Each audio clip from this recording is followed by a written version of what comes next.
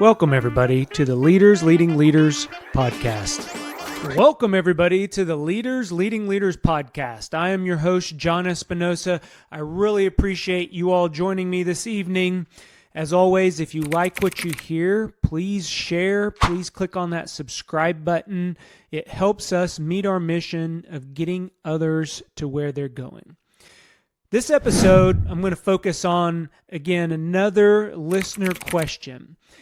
And as we grow this community of listeners, I am so very thankful for you all. It means a lot to me. It means a lot that you take time to listen and that you're taking time to respond, taking time to ask questions. Time is our most valuable resource, and I can't tell you that it means the world to me for you all out there to engage. So keep it coming because I am reviewing those questions and I'm going to respond. If you tag me, I will be sure to repost. So let's dig into the listener question. And it centers around, we do a lot from the leader perspective. This is from an employee or maybe a team member perspective. And for the most part, the situation is this. There is some difficult news, or maybe you have to go talk to your leader or your boss or your supervisor, whoever that may be, and share some bad news or share performance questions that make you uncomfortable. Or maybe it's asking for a raise or asking for a promotion, whatever it may be.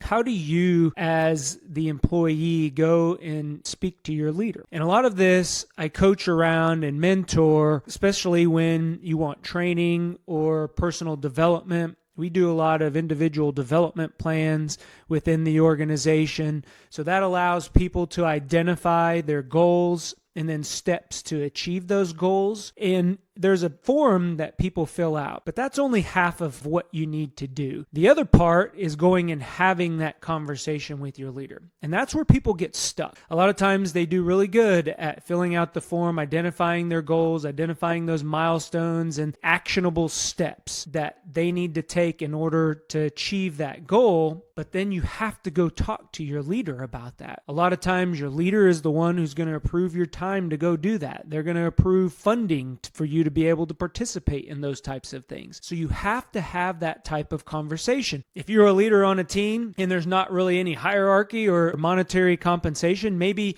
you want to step up into the next role in the organization that you're in, or you want to achieve whatever rank in your organization. Or maybe even if you're a young leader, you want to go ask for something from your parent, your mom, your dad, your grandfather, your grandmother, whoever that may be. How do you, one, mentally prepare? We'll talk about that, mentally preparing yourself. And then how do you evaluate your relationship with that person that you need to have the conversation to? And I always ask people whenever they're stuck this question: if you don't have the conversation, who will? Next time that you're stuck and you're trying to go have a conversation with whoever it may be, who's going to have that conversation if you don't? And if the answer is no one, then that's where you need to mentally start. That's where you need to mentally put yourself in order to prepare, which we're going to go through, and write down. I'll get some steps, and that way you can go into that conversation with confidence, with a plan, and be able to execute. So I'll just share a little personal story on a conversation that I had probably about 3 years ago. I was leaving the organization that I was currently in, and I had been with this organization for quite some time. I really grew up in the organization. I was familiar with a lot of the people. A lot of the people knew who I was. I, knew where all the skeletons in the closet were, all the things about the organization, but I was too comfortable, and I needed to challenge myself. So I took another opportunity, and I had to go tell my senior leader that I was leaving. And I followed these steps that we're getting ready to talk about. One, preparing myself mentally, and then two, evaluating our relationship, and then executing the conversation. So let's first dig into how we prepare ourselves and the things really that you need to do. I'm a read-write learner. You all have heard me say that before. So I write these things down. I would recommend that you also write them down. It helps you visually see these things. But when when we talk about mentally preparing for tough conversations, there are certain things that we have to ask ourselves. The first thing being, what is our limiting belief, and is that true? So if the limiting belief, for example, is I'm not good at having difficult conversations, we need to check that. Is that true? Have you had difficult conversations before? It may be uncomfortable, but if you've done it before, then that limiting belief of not being able to do it is false. So you need to start writing down all those limiting beliefs, all those stories that you're telling yourself about why you can't have that conversation or why you shouldn't have that conversation. But if you are dissatisfied in whatever position that you're in, whatever state of mind, whatever state in the organization that you're in, going back to who's going to have that conversation if you don't. So check all those limiting beliefs, write them all down. I'm not good enough. The boss, he's never going to say yes. Well, if you don't ask the question, then you don't give them the option to say yes or no. That's the first step. Again, is focusing on ourselves. The second one, you got to dig a little bit and talk about what is your motivation to have the conversation. Is it monetary? Is it to get feedback? Is it just to receive some feedback? Do you want that promotion? Do you want to go talk to your leader and achieve the next steps or walk through maybe some steps in your personal development? Whatever your motivation, is it extrinsic, intrinsic? Those are all things that, again, you need to check yourself and start writing down on a piece of paper. And then along those lines with the motivation, when you go into that conversation, are you willing to accept the feedback that leader is going to give you? Because they're going to give you some feedback, whether it's verbal or nonverbal. They may sit there with their arms crossed and just shake their head and then say, I'm going to think about it. But that's feedback. That lets us know maybe they're thinking about it. And we'll get into the relationship part of this conversation. But for the most part, are you willing to accept that feedback? If you're not, then you need to go back and check your limiting beliefs. What's limiting you from accepting that feedback? The third thing I want you to consider is overcoming your fear of having that conversation by focusing on the out. When you have difficult conversations and that is all you focus on is the conversation itself, puts up a huge mental block. At least it does for me. How do you get past that mental block? You focus on the outcome. Is the outcome of the conversation maybe that you have the opportunity to go receive professional development? Is it that promotional opportunity that you're going to go ask and again, have the potential to receive a promotion or a raise or get some feedback on your performance? Whatever that looks like, you need to focus on that outcome so you're still uncomfortable, but it helps you get past the fear of having that conversation. And it starts the action. Everything that prevents us from doing something, if we remain stuck, we're not acting. We're not moving forward. We're either stuck or we're retreating. So what that focusing on the outcome does is moves us into action. And then last but not least is execution. Write down the conversation that you want to have and then have it with yourself, in the mirror, with your significant other, with your dog, with your cat. I don't know, but have that conversation, talk through it. Physically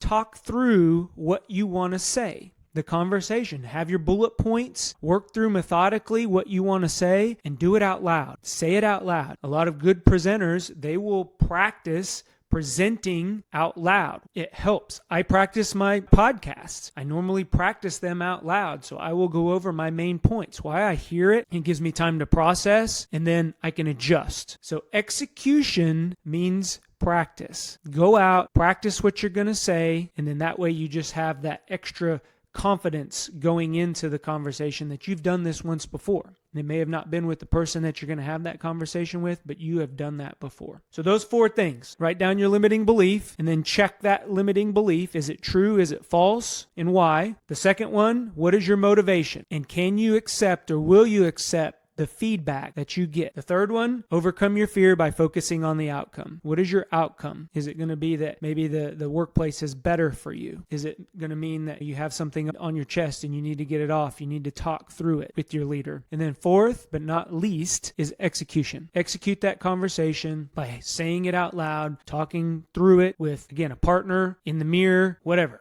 Get it out. So that's the yourself piece with having a difficult conversation. Now let's look at the relationship piece. So there may be some level of hierarchy. I always ask people, well, what are your experiences with this person in the past? What is their demeanor? Do you talk to them often? When you talk to them, What's the purpose? What is it about? Is it only about you're telling that person that they need to change this, or you're always asking that person something, whether it's training or time off, whatever that may be? What is the condition of your relationship? Because that tells me, and that's going to also tell you going into that, all right, I need to have more of a scripted.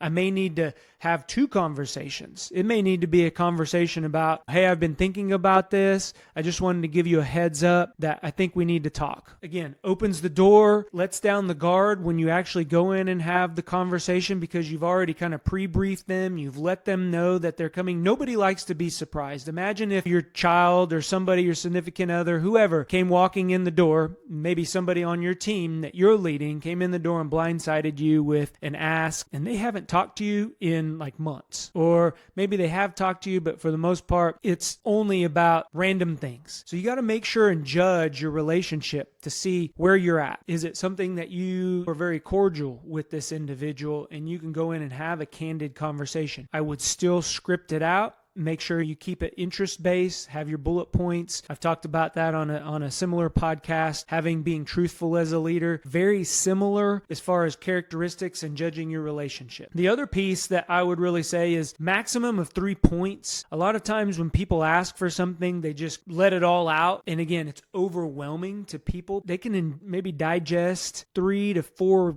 different things at once, and then it gets overwhelming. Then they start shutting down, or they're distracted. Their mind goes elsewhere, and you've lost them. And then you end up not getting exactly what you want. So make sure that you focus the conversation on interests, 3 points or less. Start it out, give an overview of maybe what you want to talk about, get right into the topic of the conversation, and then wrap it up either with what your result or expectation is. Do you need a decision? Are you going to let them think about it? If you're asking for advice, then let them know that up front. Hey, I just want someone to listen through this. Am I on the right track? If you want them to ask questions during the conversation, feel free to do that. Or if you don't, put that out there.